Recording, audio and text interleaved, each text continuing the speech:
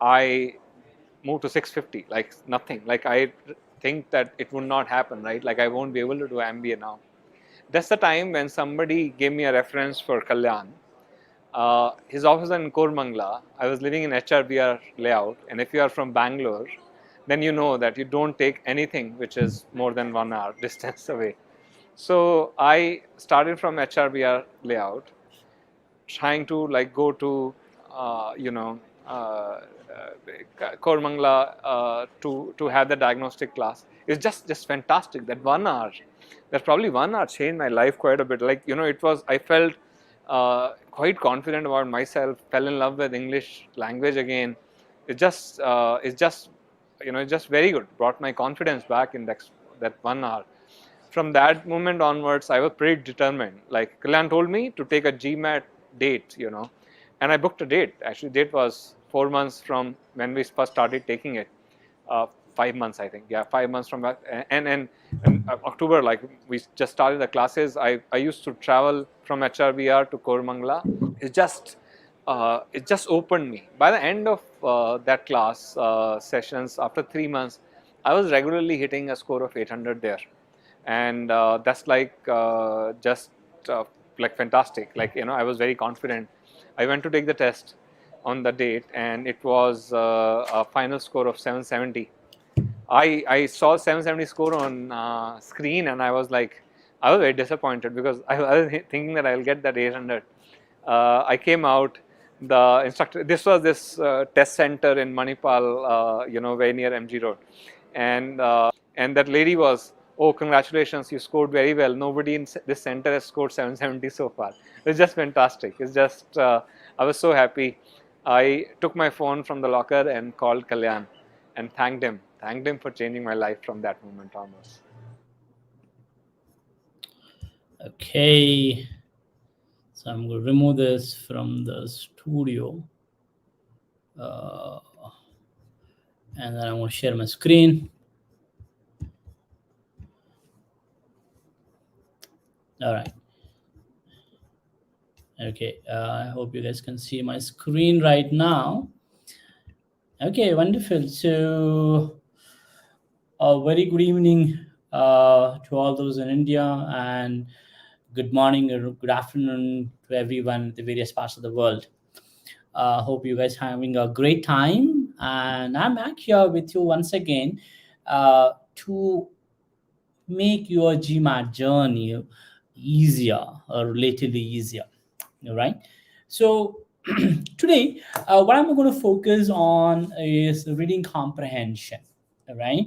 Reading comprehension, as you guys know, has been one of the daunting question type on GMAT. All right. Because wide variety of topics, very hard to understand language, lengthy passages, right? And the questions, many questions, confusing questions and the answer choices. So today, what we are going to learn essentially, I'm essentially going to focus on this aspect of how not to get scared by the topic of the passage, how not to worry about what is the topic.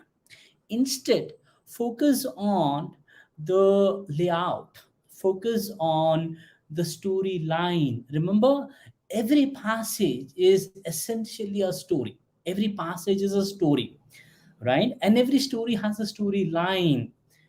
Okay. And if you can focus on the storyline without really trying to understand the whole story, you'll be able to answer most of the questions. Number one.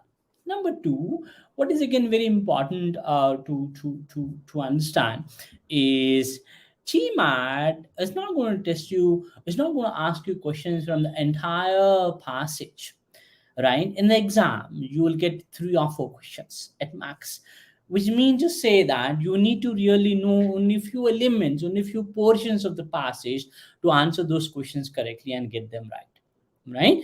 Okay, so we really don't have to know the entire passage. But of course, I understand you will not know where those questions are going to come from. But that's what the target today is, right? When you go to the battlefield, guys, just understand this. It's not simply if you know how brave warrior you are, how courageous, soldier you are, and how much you can fight. No, that's not what it is. In addition to all these things, it is imperative that you also know your enemy. When you know your enemy better, what really takes a forefront role? The strategy. The strategy. If you have a right strategy, kings win the war with strategy. When you have a strategy based on your enemy's weakness, you will know the more the enemy makes even before your enemy makes the move. So likewise, you also need to build this capability to understand even before you see the questions where the questions can come from. Thankfully, GMAT is a very predictable exam. GMAT will not surprise you with something that it has not done in the last several years. It's a very predictable exam. GMAT is very friendly, actually. Tell you, hey, you know what? This is me. Understand me so that you can conquer me. It tells you openly. But it's just that, we go all over. In 3 months, we want to get an expertise in science. If you're coming from a non-science background, you suddenly want to get an expertise in arts and literature or history, even if you don't come from the background. And then we start reading whole bunch of magazines, newspapers, in order to get familiarity with those things. But what we lose out on, we essentially lose out on getting familiarity with the GMAT, right? That's what you should be doing, right? You should be focusing on getting more familiarized with the GMAT, not with the subject. You cannot become a subject matter expertise in 3 months, 4 months of time, right? And the main thing about GMAT, it'll scare you with the kind of the usage of language, the words, the subject that you try to use. But we are not going to get daunted because we have a very different, unique process. When I say different, unique process, it is basically trying to show you more about the GMAT. It is trying to show you more openly what the GMAT is all about. The moment you understand that, suddenly topic doesn't matter to you. You know where exactly to focus, and you will know where exactly the questions are going to come from. So you will not get scared. I often hear this from a lot of my students. A lot of students, in fact, before the start of the classes, they always say, Kalyan, I really get scared of passages. Many a times I cannot complete the exam because of the passages, and therefore I tend to skip some of the passages. I tend to let some of the passages go. No, come on. Passages are your scoring points. Passages are like your open book test. Reading comprehension is a section where you can actually get maximum accuracy, right? Okay, where you can get maximum accuracy, but you need to know where exactly to focus on. So let us spend some time trying to help you simplify this whole reading comprehension strategy, right? Regardless of what the subject is going to be, regardless of what topic is going to be, what are the pointers that you need to focus on so as to maximize the score. Okay, perfect. So I'm picking up one of the science passages, from one of the official guides right in front of you, the screen. Okay, and we are going to do this together. I'm going to show it to you how this particular passage is built. What are the elements that you need to focus on this passage? Where the questions are going to come from? How will you know even before uh, uh, uh, uh, you go to the questions, you know where the questions are going to come from, right? Let's take a look at that. Now let's start off with this particular passage. Okay, so I'm going to use the Zoom board as well, wherein I'm going to write what I need to write here, show it to you what exactly I'm going to write, because I don't believe in retaining things in the mind. I believe in writing them down. Okay, right. Having said that, we don't want to write too many of things.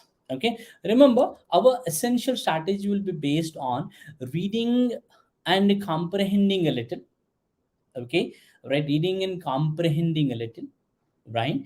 uh, Little of the passage, but of course you need to read and understand the question. However, you spend good amount of time on answering the question. Why?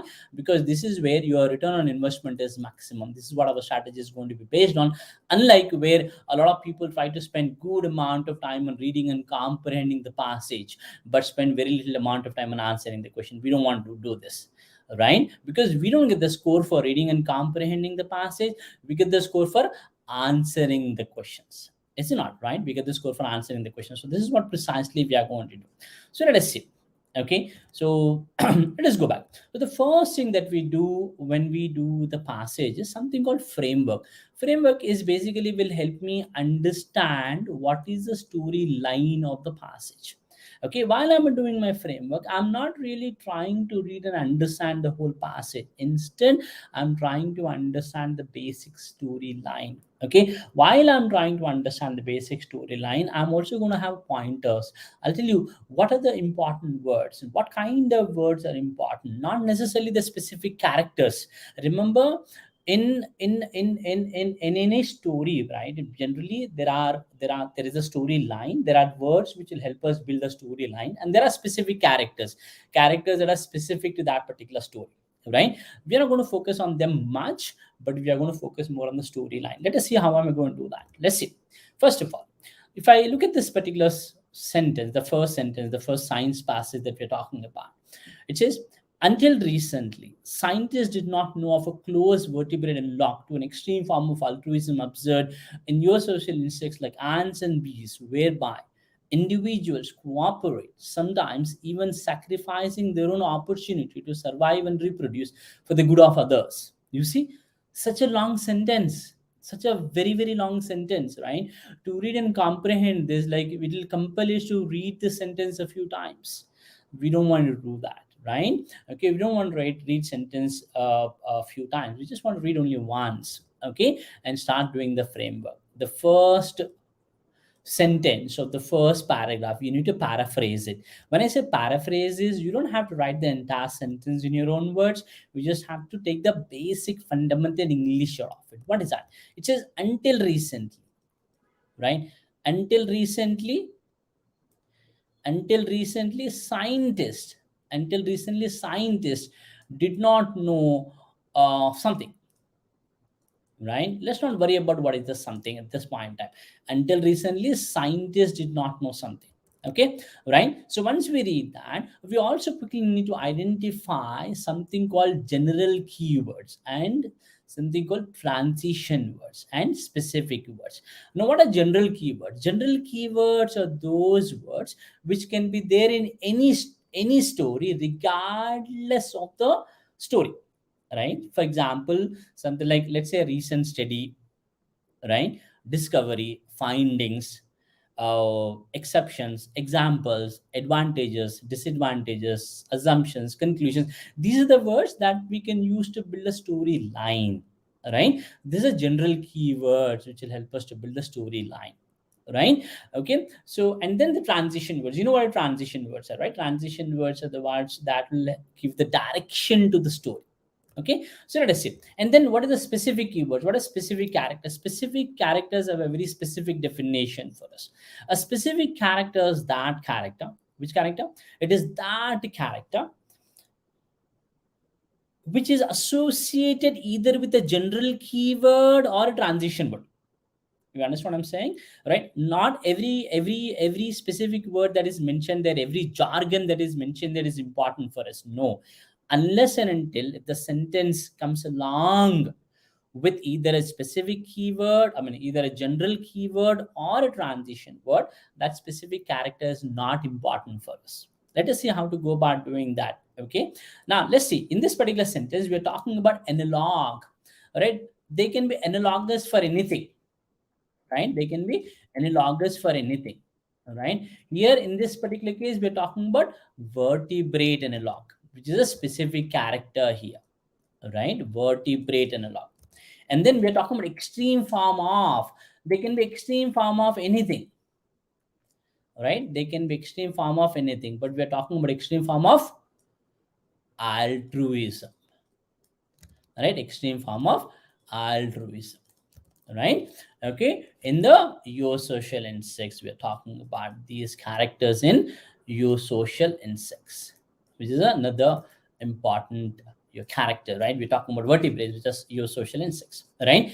Because there is a word analog and extreme form of altruism which captured these guys. Okay, and then However, such a vertebrate society may exist among underground colonies of the highly social rodent heterophilus gabbler, the naked mole rats. You see, the first transition word, however, then they introduce a very new character, an important character in the story, right? The protagonist in the story. Who is that? That is naked mole rat, right? Naked mole rat. Correct? Naked mole rat is the character which is introduced, right? However, naked mole rat is kind of the one that exhibits those characters, right? Such a vertebrate society may exist among. We don't have to reread it. We just wanted to see quickly what is the specific character. And this particular thing, the specific character is naked mole rat. That's all. That is the first paragraph. So what happened in your first paragraph? In your first paragraph, there's this character called naked mole rat was introduced. Right? Naked mole rat was introduced. Right? That's the first character, first thing. Now let's take a look at the second paragraph. The second paragraph starts with saying what? A naked mole rat colony, like beehive, wasp's nest, or termite mound, is ruled by its queen or reproducing female. Okay, so the first sentence, every first sentence, you quickly paraphrase it. It says that naked mole rat is ruled by queen. Right. Other adult female mole rats neither ovulate nor breed. Not important. There is no transition word or there is no general keyword in the sentence. We don't care. The queen is the largest member of the family. Okay, this is about the queen. And she maintains her breeding status through a mixture of behavioral and presumably chemical control. Again, this is about the queen. Queens have been long lived in captivity, and when they die or removed from colony, one sees a violent fighting for breeding status among the larger remaining females, leading to takeover by new king. It's everything about the queen, right? Everything about the queen. So we really don't have to mention anything about the queen, correct? Because when there is a question on it, do I know where to come and get my answer? Correct? At this point in time, I don't have to understand. If there is a question on it, I know where to come and find my answer. Got what I'm saying? When you're reading the passage for the first time, you really don't have to understand every single nitty-gritty of it. You don't have to. Right? We know that queen is here. If there is a question is about the queen, I know where to come and get my answer. You understand? Stay on the top. Don't go inside the story. Focus on the story line. Now let's take a look at the third paragraph. It says that eusocial insects have rigid caste systems, each insect's role being defined by its behavior, body shape, and physiology. So, what should I write here? What should I understand here?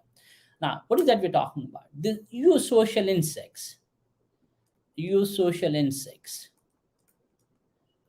exhibits something called rigid caste system. Okay, that's the first sentence of the second paragraph. So I quickly paraphrase that. Then it says in naked mole rat societies, on other hand, you see that the word, an amazing general keyword. What is that? What is the general keyword you have? On the other hand. On the other hand, this general keyword can be there in any passage regardless of the nature of the passage, right? It can be there in any passage regardless of the nature of the passage, is it not? On the other hand, we are talking about naked mole rat. On the other hand, naked mole rats, differences in the behavior primarily related to reproductive status, body size, blah blah blah. So we are talking about naked mole rat behavior, right? That's it. That's the differences. Correct?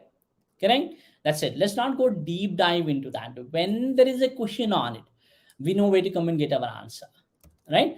And then let's take a look at the next sentence. Smaller non-breeding members, both male and female, seem to participate primarily in gathering food, transporting next material, tunneling. Again, a lot of specific details. We really don't have to worry about them, right? Because we know that fundamentally here we are talking about differences between eusocial insects and naked mole rats. And then large non-breeders, so small non-breeding members, large non-breeders are active in defending colonies and perhaps in moving dirt from tunnels. Fine, right?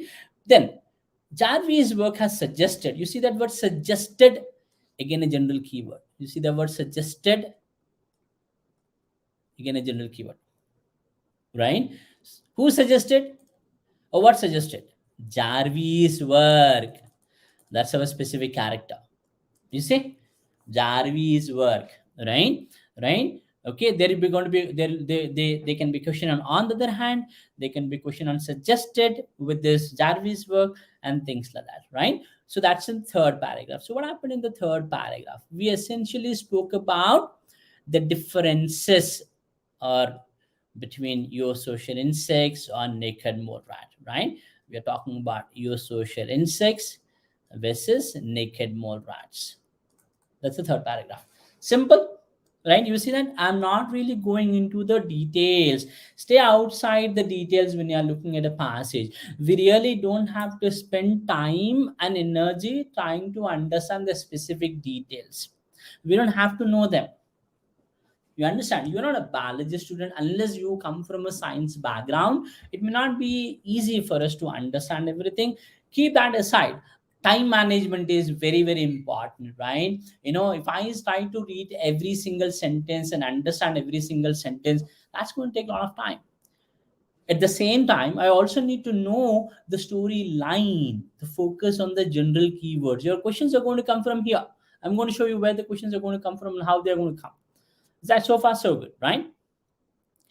Now, so I'll come back to this. I'll come back to this particular page once again, but I'm going to the fourth paragraph here. The fourth paragraph. The fourth paragraph talks about what? Cooperative breeding has evolved many times in vertebrates, but unlike naked mole rats, you see that again. We are talking about what? Cooperative breeding in vertebrates, right? Cooperative breeding in vertebrates, but unlike a naked mole rats, right? Unlike is again a general keyword, right? But is a transition word for you, and unlike is a general keyword, but unlike naked mole rats, right? You see that again there is a comparison, right? Unlike naked mole rats, most cooperative breeding vertebrates, except, again wonderful keyword again, except,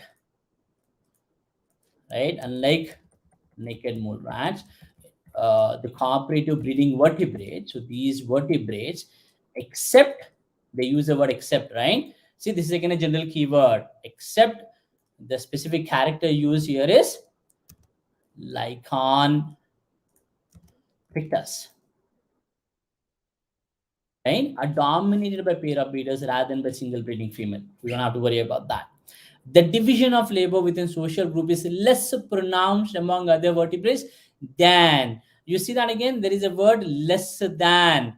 That implies that again there is a comparison. You are talking about division of labor. You're comparing division of labor, right? Between, again, we are talking about what? We're talking about other vertebrates and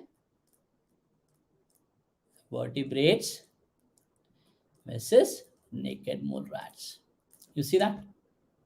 That simple. I'm not trying to understand. I'm not trying to understand. I'm trying to look at the general keywords and transition words. Right? The word less than tells us that that's again a transition word. I mean the general keyword clearly, right, tells us that there is a comparison between other vertebrates and naked mole rats. Make sense? Clear? Right? Again, this particular paragraph is essentially comparing naked mole rats to other vertebrates. Other vertebrates. Okay. So what is that you're going to learn by the end of this session is mapping. You know what is mapping is? You need to learn. You should not, please don't randomly practice passages and see how many of them you got right, how many of them you got wrong. Don't do that. Dissect the passages, rip them apart, do a postmortem on the passages, right? Okay, dismantle completely, understand how the passage is built, understand where the questions are coming from, right? Understand that. So what happens is, when you do that process, you are now least bothered about the topic. The moment you look at the passage, these words stand out for you. You see this, right? These words will repeat in any passage regardless of the nature of the passage. Something like analog, extreme form of altruism, on the other hand, suggested, of course, however, right? The words such as but, unlike, except, less, and these words can come in any passage regardless of the nature of the passage. Can these words stand out for you? They should stand out, right? And there will be one specific word tagged along with it. Pick that up. That's all what you need to understand a question, understand the passage. You really don't have to break your head. With the approach, you can seamlessly, right, with a lesser amount of effort and energy, you will be able to comfortably able to answer 80-90% of the questions and get them right. You are a 90% accuracy on reading comprehension. That is fantabulous. You are into 40 plus already. You understand what I'm saying? You're into 40 plus already. That's what we are looking at, right? You hit a 48, 49 in quant with a 41, 42 in verbal. That's an amazing score, right? That's an amazing score. Your GMAT is taken care. I know how many of you have spoken to any of the admission consultants. GMAT club does a lot of webinars. I'm sure some of you must have attended, right, and spoken to those admission consultants, and you must have heard them very clearly saying that GMAT at particular point is where it stops. If the school's average is 710, 720, I'm looking at to be on a competitive score around 740. If you are there, you're done. Doesn't matter if you're a 780, if you're a 740 or a 750, right? Because that's A already. I give you a full score for that. Now focus on your other aspects of your application, right? There are so many people with around 750, 760, 770 gets rejected every year from some of the top business schools. Why? Because the other areas of application, a 770 is not a ticket to the M7 just like that. Okay, right? You hit a 740, 750, you are in the safe zone. Focus on the other areas of your application. Okay, and this will help you reach that. You get what I'm saying, right? Like that. Now I'm going to show you, when I say mapping, right, I'm going to show you how to do mapping. This is something which I want you to do. Okay, I'm not going to simply randomly do questions and the answers just to show how it needs to be done, but I'm going to show you the exercise, the post passage analysis, right? It is very important. If you're spending half an hour doing the passage, you need to spend another 45 minutes doing the analysis. Okay, a thorough in detail analysis. When I say in detail analysis, it is not simply about going back and reading the explanations. Oh, this is right, oh, this is wrong. No, that's not what I'm talking about. Repeat about it, guys. You should become GMAT. You know what I mean? You know what I mean? You should become GMAT in 2-3 months of your preparation. You should become GMAT, right? You know exactly how GMAT thinks. You know exactly how your enemy thinks. Then you know the move it makes even before it makes, and you know how to exactly conquer your enemy, right? That's a kind of a precision you need. You don't get that by simply practicing randomly. You get that by studying. You get that by studying the brain of the GMAT. You get what I'm saying? I'm going to show you to an exercise called mapping. Mapping is very, very important. Learn this. Practice this when you are doing. Okay, right? Mapping is very important. Let's see how to go about doing that. Now let's go to the questions. First one is the primary purpose. I'm going to skip this and come back to it later because it's a general question. I'm going to focus more on specific questions today, right? Which which requires you to go back to the passage, find where the element is, read it, understand it, and answer the questions. I'm going to show that to you. First, I'm going to map it. Now, let's go to the second question. What does the second question says? The passage suggests that Jarvis' work has called into question which are the following explanatory variables for naked mole rat behavior. Right? First things first, what we need to understand, what is the keyword in this particular question? The keyword in this particular question, remember, every question will be about the character. There will be a keyword, or I'll call that as a character, right? You know, like it's like a movie, right? When you watch a movie, there are characters. When you watch a movie, there is a storyline. Passages are like movies. Passages are like movies, and there are characters in the movie, right? Likewise, here also you have characters. You need to focus on them, right? So your question will always be about the character, right? Now, in this particular question, what we have we have is Jarvis work, right? We are talking about Jarvis work. Now, where is the Jarvis work and what is the keyword associated with this guy? Let's take a look at it. If I go back to my framework, you see, here is Jarvis work, and what is the keyword associated with it? Suggested. You see, that is question number 2, mapping. So this keyword is very important for you. There can be a question around whenever you see a word like suggest, suggested, right?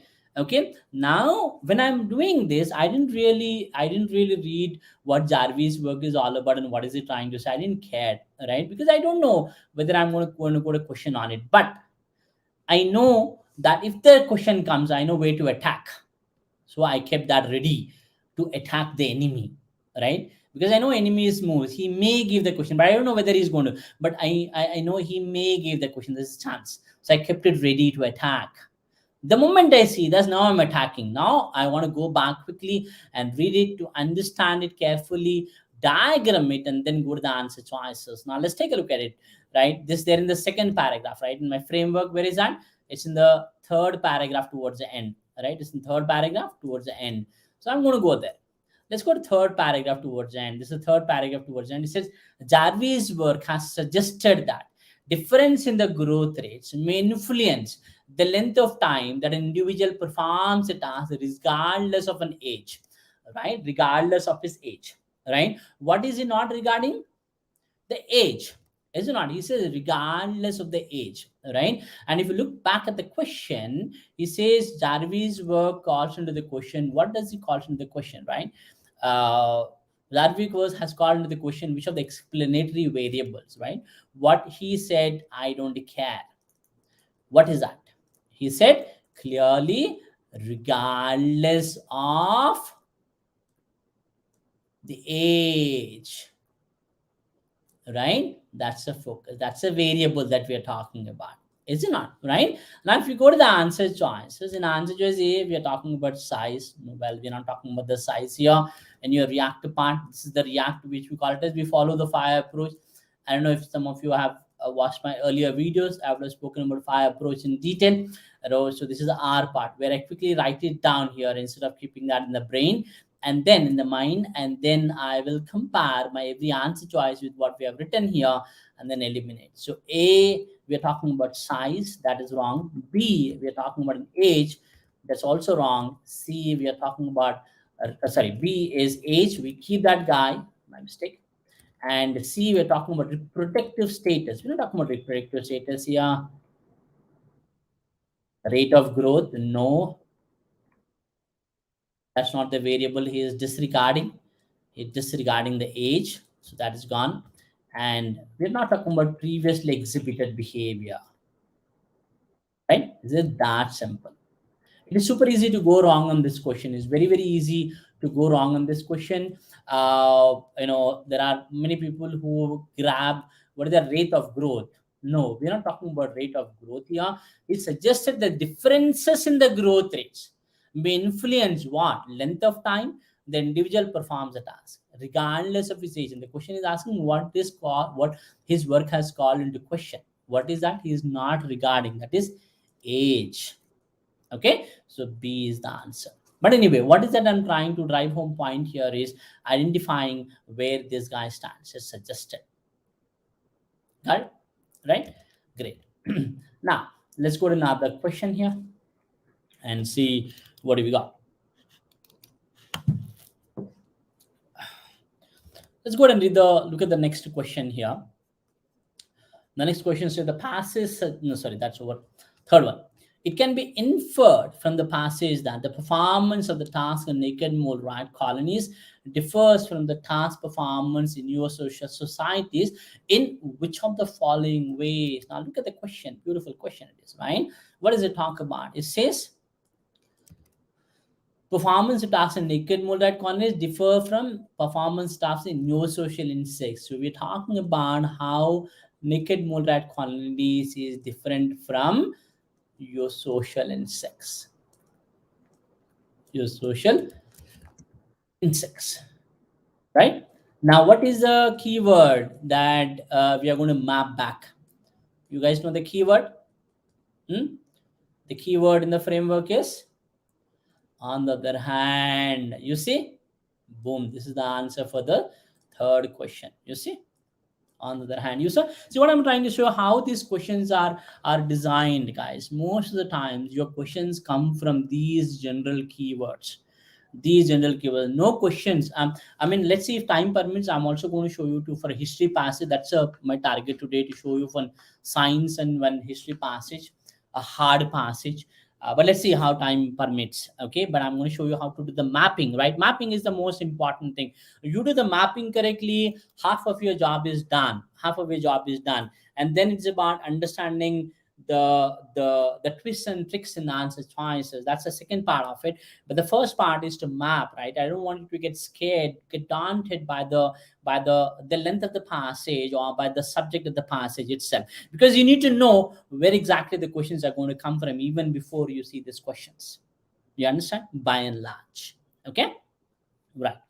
So now let's go there, read it carefully to understand what it is trying to say, and then we'll answer this question. Okay, so it is there in the third paragraph. Now let us go there and read it carefully. Okay, now I'm also going to show you the twist and turn the GMAT tries to, the games rather I would say GMAT try to play with us. Let's take a look at it. So it says that your social insect societies have rigid caste systems, each insect role being defined by his behavior, body shape, and physiology. So I'm going to write it down neatly. Now I'm going slow because remember that big A part, I want to spend time on answering the question. Why? Because this is where my return on investment is maximum. Right? I don't get score by reading and comprehending the passage. I get the score by answering the question correctly. Right? Now I'm going to read it carefully to understand and answer. So it says that your social insects have rigid caste systems, and each insect role is defined by its behavior.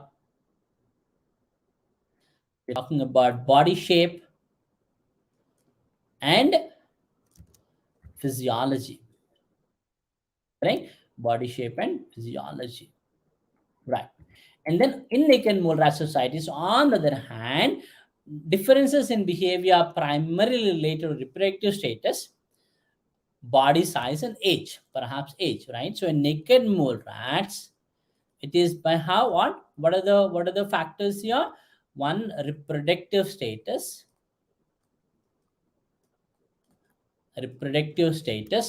and then we're talking about body size and perhaps age, perhaps age. Now let us go to the answer choices and eliminate any answer choices that is saying otherwise, right? Now let's go to the answer choices. If you go to the answer choices, what we got here? That's question number 3, right? Okay. Answer choice A says, in naked mole rat colonies, all tasks are performed cooperatively. We are not talking about any cooperative performance here, so knock it off. Right? B. In naked mole rat colonies, the performance of tasks is less rigidly determined by body shape. Possible, it is not determined by the body shape, so we'll keep it. See how the usage of words, how beautifully it uses, right? It says less rigidly. Our eyes will not look at less, instead focus on rigidly and body shape, and we think it is your social insects, and we may knock it off, or we may, decide otherwise. So we got to be careful, right? It says less rigidly. Naked mole rats, less rigidly determined by the body shape. We'll keep it, right? Answer to C, in naked mole rat colonies, breeding is limited. Now, we are not talking about breeding here at all, right? We are not talking about breeding here at all. But somewhere you will remember, hey, wait a minute, I have read the breeding somewhere, right? When you understand the passage too much, it starts running in your head. It's like, wait a minute, let me go back and check, right? You wanted to go back and check and spend time and energy, right? Don't want to do that. That's the reason. Once we know exactly where to focus on, we should not get deviated, distracted. You understand? That's the reason I'm saying, when you're looking at the passage for the first time, try not to know too much. We don't have to. Okay. Now Answer choice D. In eusocial insects, reproduction is limited to single female. No, we are not talking about reproduction in eusocial insects at all. So that is out. Obviously, easy answer. Answer choice E. In eusocial insects, distribution of tasks is by body size. Body size is for naked mole rats, not for eusocial insects. So this is also gone. Hence, the clear-cut answer winner here is B. Got it? Right. So this is what it is. The question is asked on it. I know, boom, way to come and find my answer. And why? Write it down here. Once I write it down, there is no question of going wrong at all. Right? You need precision here. You need concentration. You need focus in order to see what you need to see. That's very, very, very, very important. Got it? What I'm saying? Okay, that's how it is. See, we really already we have solved two questions and we are able to map it, second question and third question, just like that. Correct? No, right? Pretty simple, straightforward. Good. I'm going to show you next question also. So let us see the next question too, how we go about doing that. Okay, what is the next question? Now, this is a very interesting question. According to the passage, which of the following is a supposition rather than a fact concerning the queen in naked mole rat colony? Right? What are we talking about in this question? Who is the character we are talking about? The character in this particular question is the queen. Right? The character in this particular question is the queen. And if you look at the question, it also talks about which of the following is a supposition. We want to know what is the supposition about the queen. You know what a supposition means? Supposition means assumption, presumption, things like that, right? Presupposition. This is a supposition, right? Like an assumption is a supposition. Now let us see what is the assumption or supposition about the queen. We all know that the queen is in the second paragraph. You see very clearly. This is where your answer is. We don't have to really work hard for this. Correct? But now, since there is a question on it, let's go back there, read it carefully to understand what it is trying to say, and then we will eliminate the wrong answer choices. All right? So let's do that. Queen. A naked mole rat colony like beehive, wasp nets, a termite point is ruled by its queen or representing producing female. So naked mole rat is ruled by queen and or reproducing female. Okay. Other adult female mole rats neither evaluate or breed. Leave that. The queen is the sorry. Queen is the largest member. Queen is the largest member of the family. Queen is the largest member of the colony. She maintains her breeding status and she maintains her breeding status. She maintains her breeding status by doing what? Through a mixture of behavioral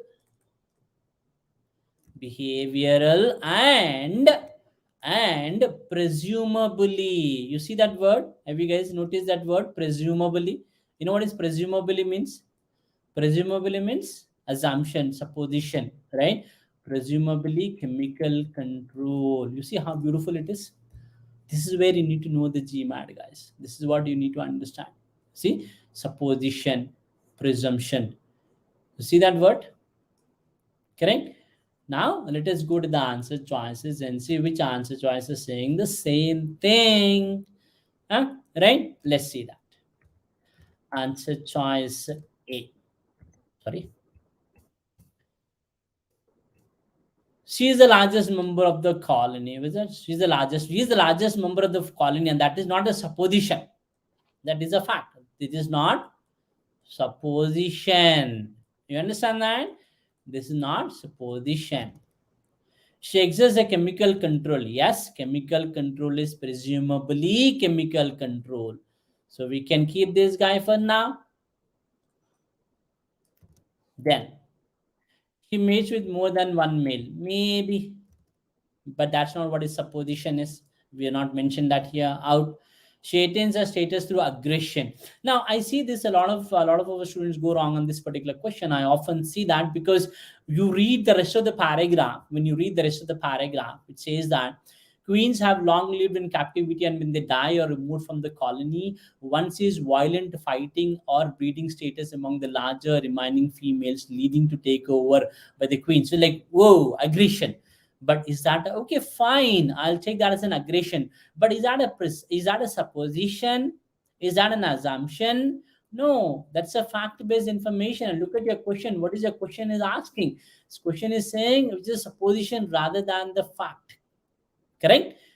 Right? It is not a supposition, guys. Getting her status to aggression is not supposition. It's a fact, right? Right? So that you cannot say this is a supposition. This is not supposition. You understand? You see that how you can get distracted if you don't focus on this word. You don't focus on this word, then you feel like more than one question is correct, and first definitely you will eliminate answer choice B. Correct?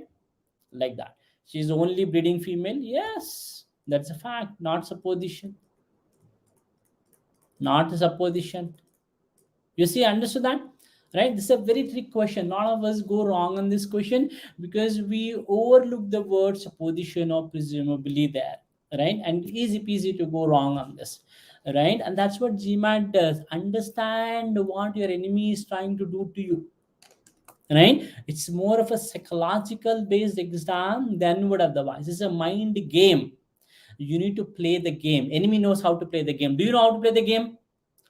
Understand the enemy to play the game better. Instead, become the enemy, and then you know how to fight better. Correct? No? And you will win it just like that. Correct? Makes sense? Is it not? That's how I'll be looking at it right now. All right, then.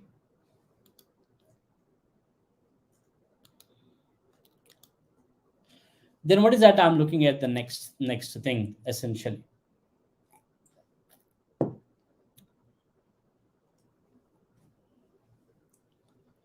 The next thing essentially I'm looking at is the next question. What do we have in the next question as such? The next question what we have is the fifth one. The passage supports which of the following inferences about the breeding among lichen pictus, right? And this particular question is about lichen pictus, right?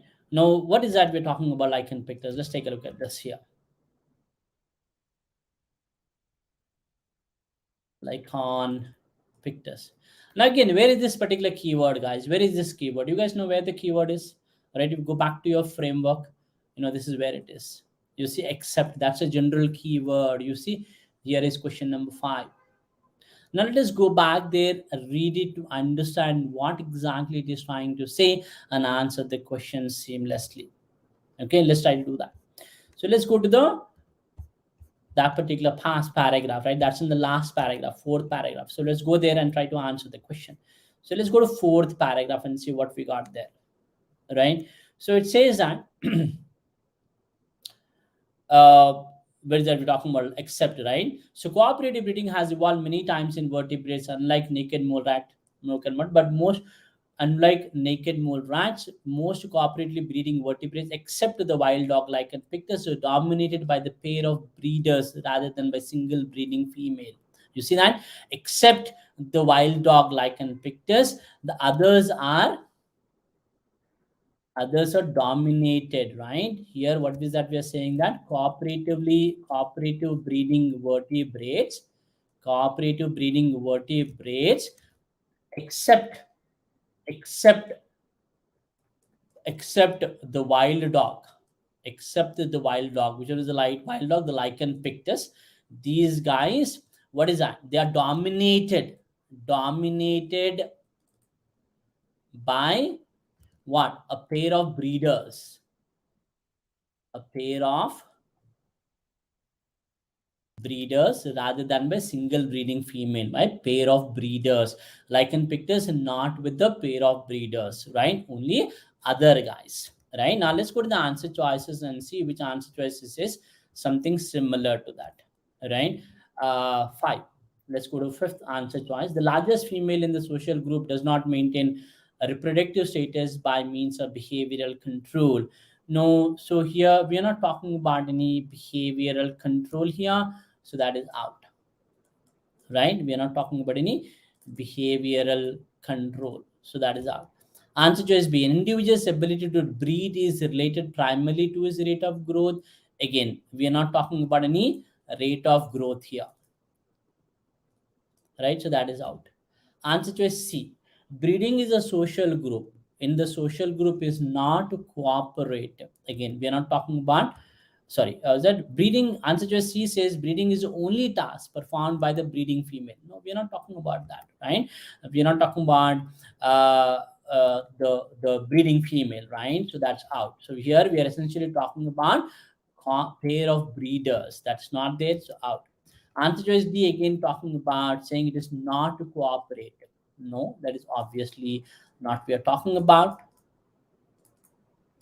And answer choice E is saying breeding is not dominated by single pair of dogs. That's what exactly we're talking about, right? This is not except reminding cooperative breeding in vertebrates is dominated by the pair of breeders, but not in the lichen pictus. Lichen pictus is not this. So that's a clear cut winner, right? Pretty simple, straightforward. You see that without really struggling to eliminate the answer choices, you were able to eliminate the answer choices, right? Makes sense.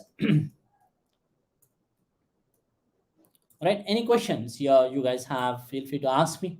I can answer some of the questions. Any doubts, any questions?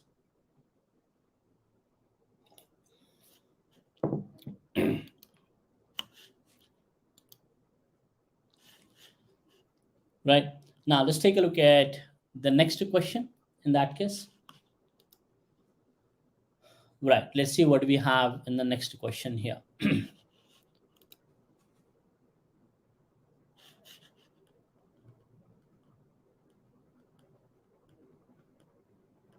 Right, so in the next question, because that's question number uh, 6, let's see if you guys will be able to answer this question number 6. And the question number 6, what are we talking about? According to the passage, a naked mole rat colonies may differ from all the known vertebrate groups in which of the following ways, right? So again, we are talking about what? We are talking about how naked mole rat colonies differ from all other known vertebrate groups in the difference between naked mole rats to all other vertebrates, right? So this is on the top, all other vertebrates, right? What is the core difference between naked mole rats and all other vertebrate societies, right? All the vertebrate groups. What is that? That's in the very first paragraph. You see that in the very first paragraph where we talk about extreme form of an altruism. You see that, right? Extreme form of altruism is only exhibited by this guy called naked mole rat. So this is the question number 6, right? This is the question number 6. So let's go there and write it down and see what will be the answer, right? It's only naked mole rat. It's only naked mole rat that exhibits extreme form of extreme form of extreme form of altruism, right? Naked mole rat, the extreme form of altruism, right? So now let's go to the answer choices to see which answer choices is closer to that, right? Well, answer is A, straightforward, right? It's naked mole rat is the one that exhibits extreme form of altruism. We can keep that. Naked mole rats are cooperative breeders? No, they are not. So that is out. Many males, among naked mole rats, many males permitted to breed with a single dominant female. Maybe, but that's not what the core difference is. So that is out. And we are talking about among naked mole rat, different tasks are performed at different times. Now, this we don't know, totally beyond the information given, right? Beyond the information given. So that is out. Answer choice E says among naked mole rats, fighting results in the selection of breeding female. Well, it's not among naked mole rats. If you see, this is a very trap answer and easy to go wrong on this particular answer choice, right? But if you go back quickly to the second paragraph where it talks about aggression, right? Because if you understand the passage a lot, you may think that that's a correct answer. But if you go to the second paragraph, what it says is the fighting, violent fighting for breeding status among larger remaining females. It is not among all the naked mole rats. It is only among larger remaining females. So therefore, answer choice E would be wrong. You get what I'm saying? It's only talking about larger breeding, larger remaining females. It's not about all the naked mole rats. So answer choice E would be gone for that. Hence, A is the correct answer. Right? So when you're talking about how to identify the keywords, we are talking about, we are essentially talking about uh, uh, the general keywords, right? General keywords are those keywords which can be there in any passage regardless of the nature of the passage. So when you practice 10-15 passages and you start mapping them, you will get to realize that, all right, these are the kind of words the GMAT essentially uses in this passage. Let's take a look at it. You see this? It talks about analog and extreme form of altruism, right? The word like on the other hand can be there in any passage. Possibility of be there in any passage. The word like suggested can be there in any passage, right? Words like unlike, except, is it not, right? Less than. These are the general keywords. These are the general keywords which can be there in any passage regardless of the nature of the passage. When you do around 10-15 passages, you will be able to prepare a list of commonly used general keywords, and these words to stand out for you when you look at the passage, right? When it does, then answering the questions will become super duper easy. Okay, right? Is that clear? Wonderful. Now, uh, now let's take a look at another relatively difficult passage, a relatively difficult passage, and I'm going to show you to how to map that particular thing. Okay, I'm going to skip the primary purpose question here, right? This is again a general question. We're talking about a function, so I'm going to skip that.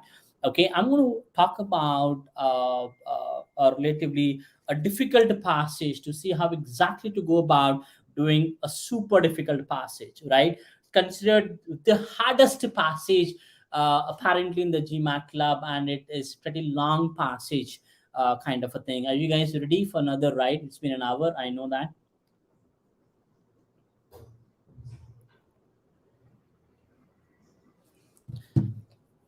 Okay, so I'm gonna show you the keywords, right? Using one of the difficult passages. Okay, so let's see how to look into that. I'm going to open the file. Uh, I'm just going to ask my associate to share the file with you. This is of which level question? Right? Which question? Are you talking about this question? These are difficult questions. A lot of students have gone wrong, and only around 40 to 50% of the students were able to get this question correct. I'm talking about the hardest. What I'm going to do next is the hardest. This is the hard one. I'm going to do hardest ones. Okay, I'm going to show you a very lengthy passage, a very lengthy passage, right? Too exhaustive information, right? But how not to get carried away with so much of information and still be able to understand how to answer the questions is what I'm going to show it to you now, right? Score lead team, can you please share the document with everybody so that I can start looking at the document, please? I'm also going to open the document quickly.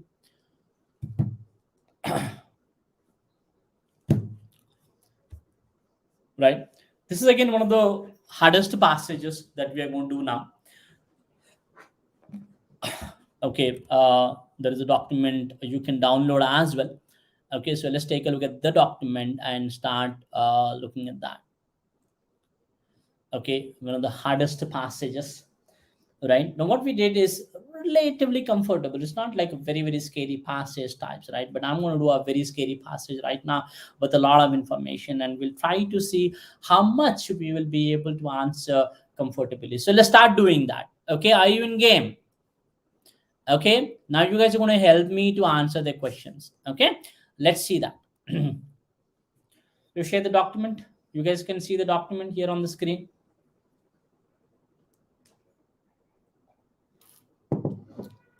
I'm going to hide the sidebar here so that this is completely visible to you.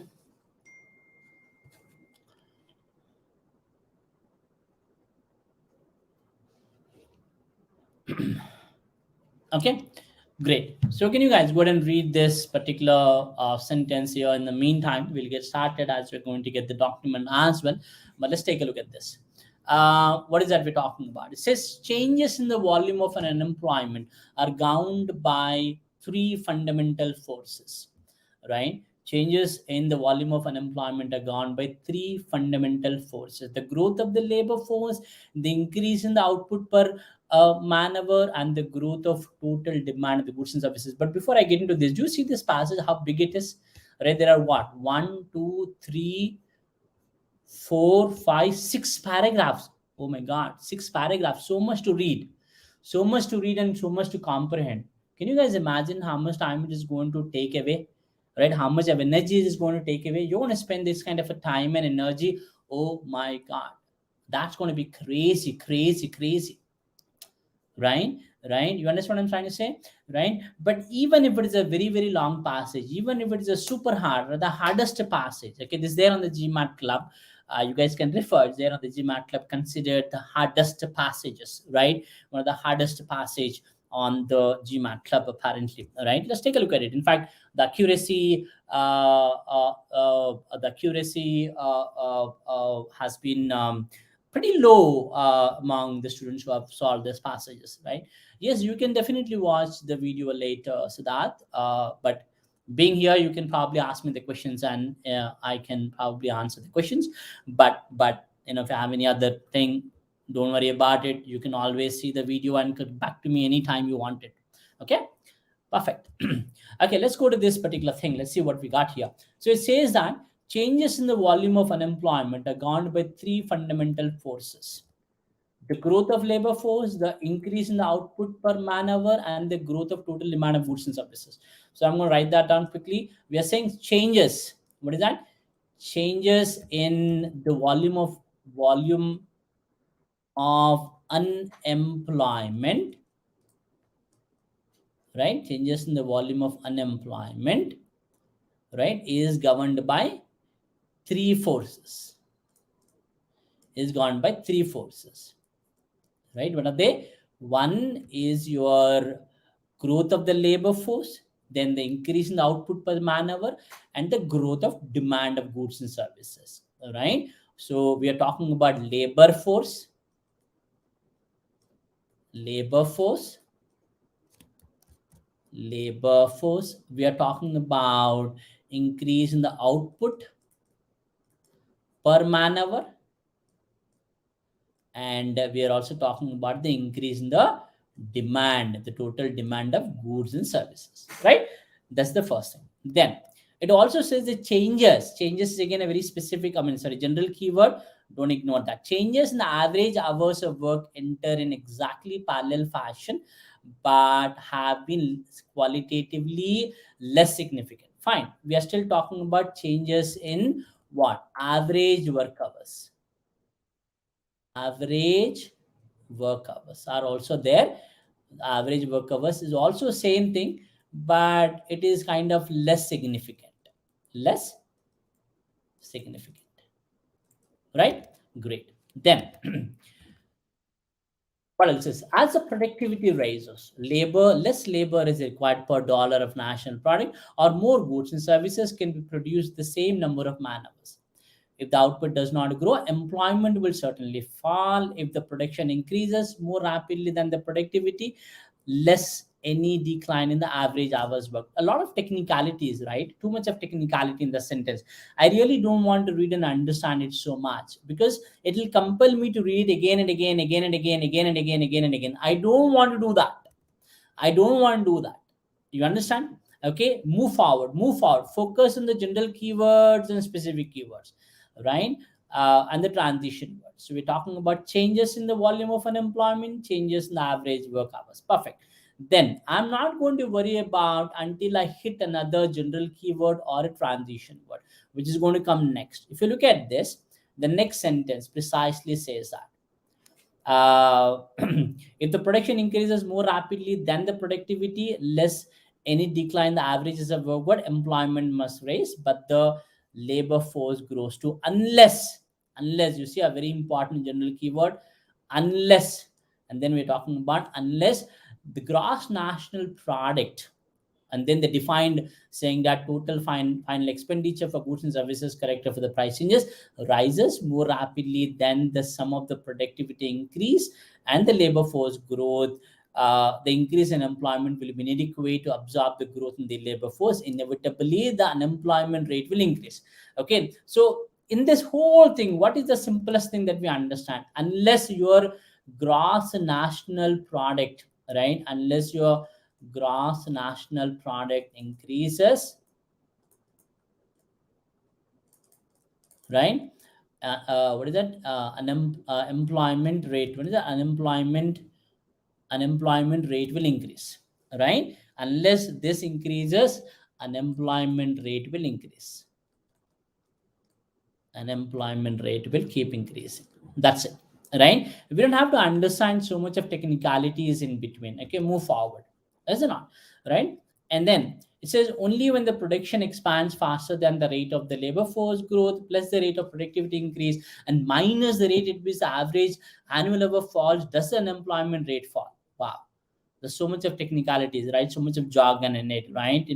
By the time I kind of read and understand and really make sense out of it, I'll be spending so much of time and energy, right? I don't want to do that. I want to stay away from that as much as possible. Okay, and then increases in the productivity were more important than the growth of labor force, a source of wide gains in the output experience in period from the end of World War II to mid 60s. Too much of technicalities. Move forward. These increase in potential production simply were not matched with the increase in the demand adequate. Again, a lot of technicalities. We don't have to worry about all those things, right? So let's not worry about it. That's the first paragraph. In fact, if you notice here in the beginning of this particular passage, they very clearly said that this is the passage written in 1977. You see that? This is a passage written in 1977. So that's something that you need to take care of it, because this particular passage was written in 1977. Remember that. All right. Now that's about the first paragraph. Now let's go to the second paragraph and see what we got here in the second paragraph. In the second paragraph, we have except for the recession years in 1949, 54, and 58, the rate of economic growth exceeded the rate of productivity increase. Wow. That's a nice statement again. If you see here, we have the years, right? And these are recession years. Okay, and there is a word called except. Very, very important. You will sure have a question on this. Except, again, remember except word we did in the previous passage, there was a word except. You see how the words are repeating? Except in the recession years,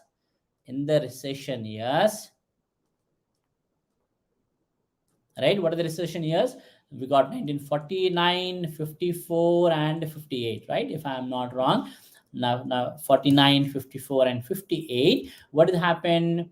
The rate of economic growth exceeded the rate of productivity increase. Fine. Okay. The rate of economic growth was more than the rate of productivity increase. Perfect. That's it, right? And then let's take a look at the next sentence. It says however, again you see the transition word however, very, very important word. However, in the late 1950s, productivity and labor force were increasing more rapidly than usual, right? They were increasing more rapidly than usual while the growth of output was slower than usual. Something different happened during this time, right? Something very different happened during this time. So that is what the word I'm trying to capture. You see, however, transition word. You remember the word however we have seen that in the previous question, in the previous passage? See, then here we're talking about in late 1950. So there'll be a question on this. Something opposite happened, something different happened. What is that? We will worry about it when there is a question comes on it. For now, we don't have to. For now, we don't have to. Correct? No? For now, we don't have to do it all. Make sense? Right? Right? That's about the second paragraph. right? This account for change in employment. That's second paragraph. Pretty simple, straightforward, right? Now, let us go to the third paragraph. Let us see what is there in the third paragraph. Having said this is the second paragraph, I'm going to write it here and see if the space permits me to do so. I'm trying to increase the screen size and see if I can write the third paragraph here. Third paragraph here starts with saying, but is again a very important transition word.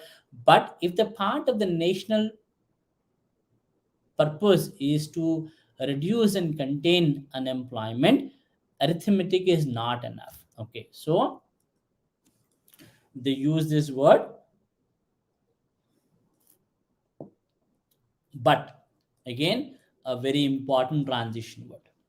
But if you want to contain, if you want to contain, reduce unemployment, if you want to contain or reduce unemployment, arithmetic is not enough. Arithmetic is not enough, right? That's what they're saying. Okay, arithmetic is not enough. Okay, then we must know which are the basic factors we can control and which we wish to control, right? So we are talking about some kind of factors that they would want to control, and then or the labor force has increased more slowly, or the hours of work have fallen more sleepily, or total output has grown more rapidly. These are not independent factors. However, a change in any of them might have caused the changes in other factors. See, beautiful sentence again. What is that we're talking about is, but in order to control unemployment, arithmetic is not enough. There are certain factors. Again, factors is a very important general keyword, right? And there are factors, and then they also use this transition word however immediately, saying that these factors are not independent, right? Control factors, basically these are what factors to control factors. These factors are not independent, that's all, right? We're not really again trying to understand the technical jargons of it. We're going to stay away from that. Then we'll go to the fourth paragraph. In fourth paragraph, it says that society can choose to reduce the growth of productivity, and it can probably find the ways to frustrate its own creativity, right? So it bring in a society here, that society can choose to reduce the growth of productivity and can probably find ways to frustrate its creativity, and then again immediately use the word however. But anyway, first let us copy this down. So it says that a society, it brings in a society can choose what it wants to do. Society can choose, right? Society can choose, and then immediately they are saying however, right? However is again a very important transition word for us, right? However is again a very important transition word. However, however, while reduction in the growth of productivity at the expense of potential output might result in the higher employment, in short run, the long effect on the national interest would be disastrous. Right? So we're talking about reduction of the growth of productivity. We're talking about this reduction in the growth of productivity at expense of potential output. Right? We're talking about reduction in the growth of productivity at the expense of what? At the expense of potential output, right? Potential output.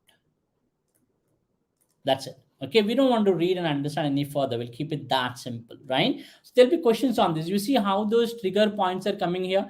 We got the word unless, we got the word except, we got however, we got but, factors, again however, and then again society is choosing however.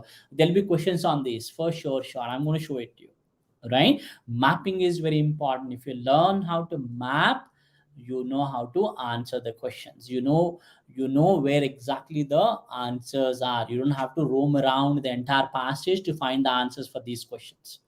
Okay, right. Now let's go to the next page. Let's go to another page here. Right. Now what is that we're talking about? We are saying that Next paragraph is saying that we must also give consideration to the fact that the hidden beneath the national average is continuous movement into, out of, between, and within labor markets. For example, right? That's a fifth paragraph. In the fifth paragraph, we are talking about we should also give consideration to what? Sorry, we should also give consideration to. We should also give consideration to. We should also give consideration to some beneath the numbers. We should also give consideration to some beneath average numbers, right? We should also give consideration to beneath average numbers, right? In continuous movement, etc. And then they said, for example, again, a very important general keyword. You'll definitely have a question on this. For example, now let's see. 15 years ago, the average number of persons in the labor force was 73.4 million, with about 66.7 million employed and 33.9 unemployed, right? And they gave some numbers here, right? They essentially gave you some numbers 15 years ago. Remember, what is that we are talking about? We are talking about this passage was written in 1977. So 15 years ago will be 1962, right? 15 years ago they gave the numbers. What numbers they gave you? They gave the total number of people in the labor force, right? They gave total number of people in the labor force, and then they gave you total number of people in the people who are employed and people who are unemployed also, right? For now we don't have to worry about the numbers. We know that we have these numbers. And then the next sentence immediately begins with yet. You see that? A very important transition note. 14 million experienced some term of unemployment in that year, right? But again, some of them, some term of, the good number has experienced some term of unemployment. That's it. Okay, great. In that year, some of the new entrants to labor force, others were laid off temporarily. The remainder were those who were permanently or indefinitely served from their job. Those average number unemployed during the year understates the actual volume of involuntary displacement that occurs. See, that is what it is. So thus there is a conclusion about these numbers. Thus signifies that there is a conclusion about these numbers. Correct? That's what has happened in the fifth paragraph. Correct? Now, let's go to the final and the last paragraph, the sixth and the last paragraph. What is the sixth paragraph is going to talk about? Let's take a look at this. It says, high unemployment rate is not inevitable result of the pace of technology change, but the consequence of passive public policy. See, now he's coming up with the reason why there is a high unemployment. What is it? It's a result, inevitable result of what? It's an inevitable result of passive public policy, right? So the author of this particular passage is trying to say, hey, this high unemployment is primarily because of what? Is primarily because of the bad public policy, passive public policy related to the government thing. And then we can anticipate a moderate increase in labor force accompanied by slow, irregular decline in hours. Nothing, no general keyword or no transition word. Don't worry about this. It follows that the output of economy, talking of economy, and the aggregate demand to buy it must grow by more than 4% a year, just to prevent unemployment rates from raising, and by even more if the unemployment rate is to fall further. Okay, a lot of technicalities in here. And then you say it, our economy seldom have, if have ever grown at the rate of 3.5%. You're talking about economy here, and then they use this word, transition word, yet again, very important. So they're saying that economy seldom grown over 3.5%. Economy seldom is hardly, right? Grown at the rate of greater than 3.5%. Grown greater than 3.5% rate, right? That's it. So we have no complacency. Positive physical, monetary, and manpower policies will be needed for the future, right? So basically, we're talking, the last sentence is saying that, hey, you know what, this monetary policy and the fiscal should be good, should be taken care,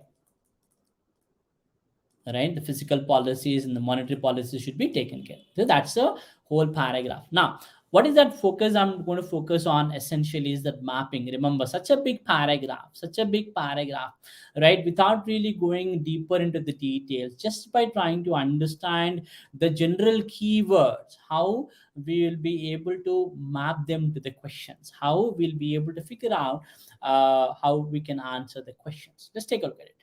Okay. Brilliant.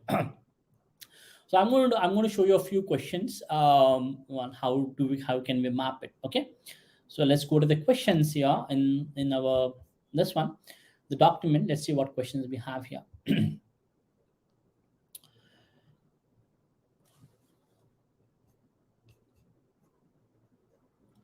Okay, right. So I'm just going to map it quickly, and here is where we will be ending it soon. Okay, the first question we are talking about, according to the passage. According to the passage, labor force does not grow. There is a decline in the average number of hours worked. And which of the following conditions will the employment rate inevitably raise? Right? We are talking about labor force does not grow. There is a decline in the average number of hours. Um, and we are talking about what employment rate inevitably raise, right? We are talking about labor force in this particular question as an important keyword, and we're talking about average. We're talking about average number of hours. We're talking about average number of hours. We're talking about labor force, and we're talking about average number of hours, right? So if you remember, where is that we have spoken about labor force and average number of hours, right? And here we're talking about employment rate increasing. Employment rate increasing, right? If you go back to the framework, where you spoke about labor force and average number of hours. You see average work hours here. You see, I'm going to map them right here. You see that we're talking about labor force, the first change, right? This is a trigger word for you. And then again, we're talking about change here, right? This is what exactly we are talking about. Correct. This is the first answer for the first question will be. Okay, now let us go there to read it, to carefully understand it. But at this point in time, I'm not going to answer the question. I'm just going to help you map it. Okay, because the limited time, we're not given too much of time. So but limited time is there. So I'm going to map it for now, but we will definitely solve it in another session.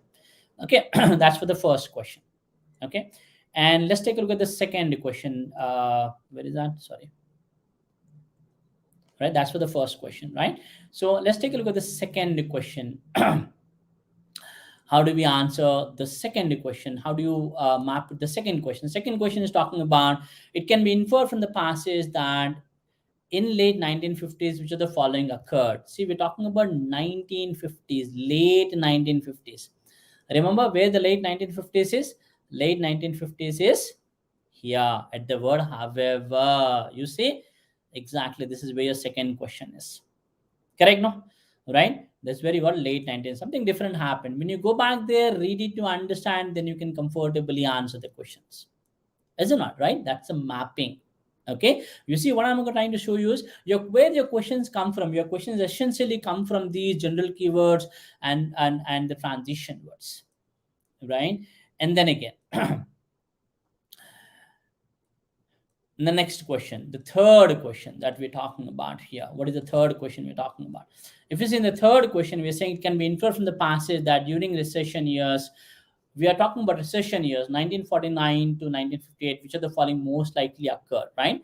Again, we are talking about recession years, right? Recession years, 1949 to 1958, right? 1949 to 1958. Now, where is that we're talking about here? If you see again, you remember in the exactly the same paragraph, you see there is a word called except. This is where your question coming. Third question, right? This is where the answer is going to be. You see that? This is where the answer for this particular question is going to be, except the transition, the general keyword again. Make sense? Right? Like that. And then again, let's go to the next question quickly. Question number 4. It can be inferred from the passage the policy to increase employment by reducing the growth of productivity at the expense of potential output was adopted. Author most likely would regard it as, again, what is that we're talking about? Growth, reducing the growth of productivity at the expense of potential output. Remember, where is that we've spoken about this here? We're talking about one, reducing the growth of, reducing the growth of, right? Reducing the growth of productivity, reducing the growth of productivity at the expense of potential output, right? Expense of potential output, right? And the expense of potential output. Where is that we're talking about?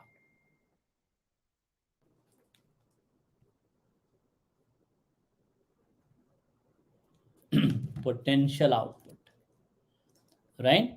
Now, where is that exactly we're talking about? You remember? Let's go back to the framework. You see, here is that we're talking about. Where exactly? You see here, however, again the transition word, right? That's for the question number 4. You see, at the transition word, we got that. However, reducing the growth of productivity at the expense of potential output. That's where your answer is going to be. You see that? You are able to map it clearly, neatly. You go there and read it, boom, you get the answer just like that, right? Likewise. Okay? Likewise. Let's go to the 5th question. It can be inferred from the passage that according to the author, the actual number of people who who experience some term of unemployment during any given year, right? That's a 5th question. So 5th question, we are talking about what? We are talking about experiencing some term of unemployment. Where is the some term of unemployment? Do you remember? Right? If you go back to the framework again, you have it in the transition word. You see that? You see that where exactly it is? Here it is in the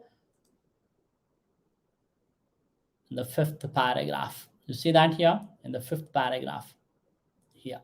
Yet some term of unemployment, right? This is the 5th question. See, this is the 5th question. You identify this, boom, you get the answer straightforward. You identify this, answer is there. Most of the times, these long passages or difficult looking passages, answering question will become easy. Just the length of the passage is sufficient to scare you guys, right? And we often get scared by looking at the length of the passage itself when we get absorbed into that. And we should not be absorbed into that. Okay, wonderful. Then let's go to the last one, that is, no, 6th one, sorry, the 6th one, not last one, 6th one. 6th question, where is that we're talking about? 6th question, the passage contain information that all answers, no, like this is except kind of question. Except kind of question, we have to use the keywords from the answer choices itself, because there are no keywords in the question. The keywords in the answer choice itself. If you go to the answer choices, every answer choice is a keyword. We have a gross national product. We have spoken about gross national product, right? We're talking about changing the productivity with respect to gross national product. Again, at the same position, you look at the answer for this, where you find the gross national product, right? Remember, gross national product we have spoken here in the first paragraph, unless gross national product, right? That's where you will see whether the author is talking about those terms or not. And then under what condition employment rise in short run? Yes, we are talking about that. What effects does the increase in the output and decrease in the number of hours have worked on productivity? The first paragraph is exactly about that. We're talking about number of hours and the average number of people employed in 1962. Remember 1962, 15 years ago. That is what this question is. Slightly different one. We have to go answer choice by answer choices. I'll show this exactly how to answer in another session. But for now, we are trying to map the keywords for most of the questions. And which of the following proposals best responds to the author's concerns? All right. Again, this is the conclusion essentially, right? This question is predominantly the conclusions. The answer for this particular paragraph will be in the last. The answer for this question will be in the last paragraph, right? Where it says that the government should manipulate. We're talking about government, what government should essentially do, which is clearly in the last paragraph.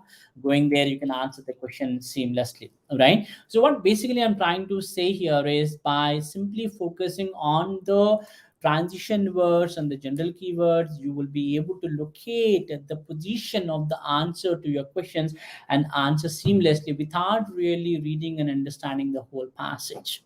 You got what I'm saying, right? That's how it is. Perfect. So that's that for today. I kind of crossed the time. So you hope you guys learned a few things from this session. However, if you have any other questions, anything else, feel free to text me, mail me, message me. I'll be more than happy to answer any of your questions. Okay. Also go through some of our free demo products which are available on the website. Go through them and see how exactly we do other sections as well, like critical reasoning, reading comprehension, and sentence correction, and then we can take it ahead accordingly. Right? Perfect. Otherwise, you guys have a wonderful Sunday evening, and I'll catch up with you guys very, very, very, very soon again. Okay? Wonderful. Thank you so much. Take care. Bye bye.